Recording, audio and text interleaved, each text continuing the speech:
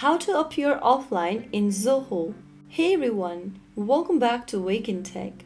If you're one of those person who would like to appear offline in Zoho Mail, then here is how you do it. First things first, open the Zoho Mail application on your laptop or your desktop and sign in to your account.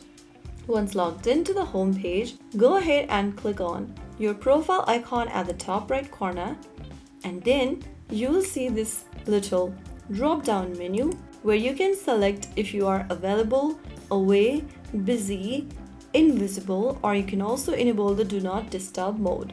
To appear offline, simply click on invisible button. After selecting invisible, you'll be able to appear offline in Zoho Mail. So there you have it. Your green button has now turned gray, which means you have successfully appeared offline. You can appear offline and still chat on Zoho or call your contacts.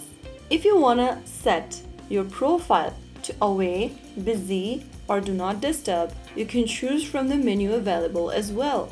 So that's it. You have successfully enabled offline mode on Zoho using your desktop or laptops. If you found the video helpful, don't forget to like, share, and subscribe to our channel. I will be back again in the next video. Stay tuned till then.